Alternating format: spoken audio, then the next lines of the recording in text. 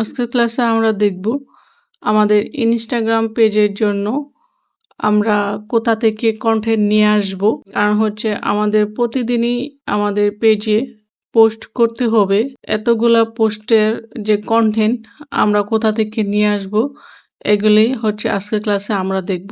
তো আমরা হচ্ছে কপিরাইট ফ্রি ওয়েবসাইট থেকে আমাদের কন্টেন্টগুলো নিয়ে আসব। এখানে হচ্ছে আমি চমৎকার ৪টি ওয়েবসাইট এখানে রেখেছি।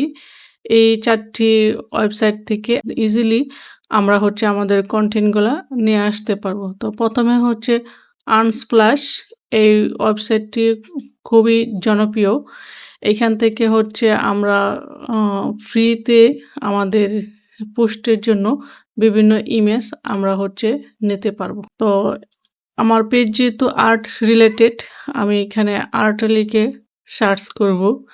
এখান থেকে আমি ঘেঁটে দেখব যে কোন ইমেজটি আমার জন্য ভালো।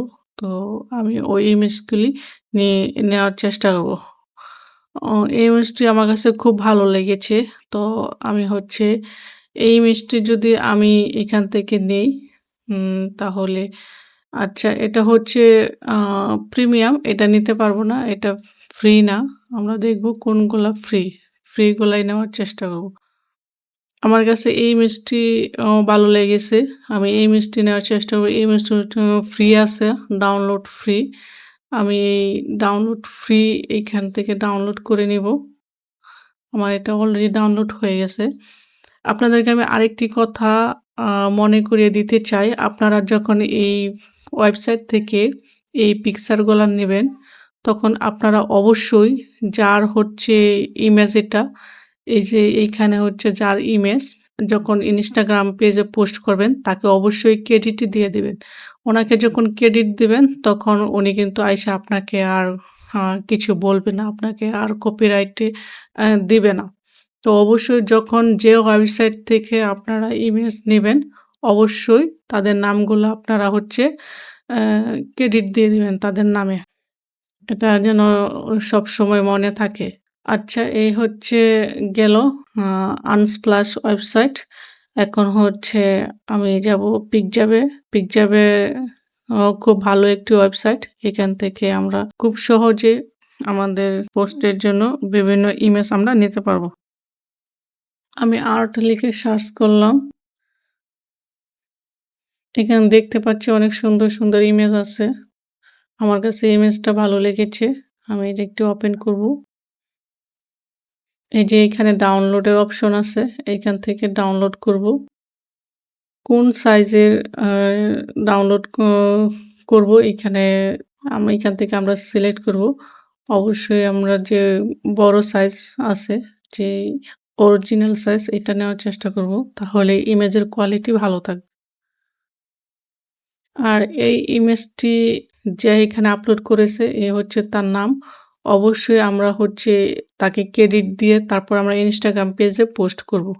ক্রেডিট দিতে কেউ ভুল করবেন না, কারণ ক্রেডিট দেওয়াটা খুবই ইম্পর্টেন্ট। ঠিক আছে, এটা ইমেজটা ডাউনলোড হয়ে গেল।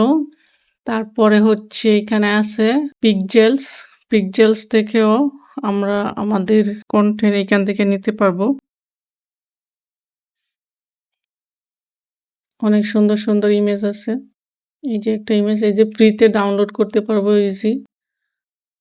এখানে এই যে ওনাকে হচ্ছে ক্রেডিট দিয়ে দিব, অবশ্যই ক্রেডিট দিব ওনাকে। আমি যখন ইনস্টাগ্রামে পোস্ট করব তখন ওনাকে ক্রেডিট দিয়ে পোস্ট করব। তারপরে হচ্ছে ফ্রি পিক থেকেও আমরা ইমেজ নিতে পারবো। অনেক ইমেজ আছে। এই ইমেজটা খুব ভালো লেগেছে। এটা হচ্ছে এআই জেনারেটেড ইমেজ আমরা নেব না। আমরা হচ্ছে নরমাল যে ইমেজগুলো আছে ওইগুলা নেওয়ার চেষ্টা করব। ওকে, এভাবে আপনারা হচ্ছে এই আমি যে দেখিয়ে দিলাম এই ৪টা ওয়েবসাইট, এখান থেকে আমরা সবাই আমাদের ইনস্টাগ্রাম পেজের জন্য আমরা হচ্ছে কন্টেন্ট নেব।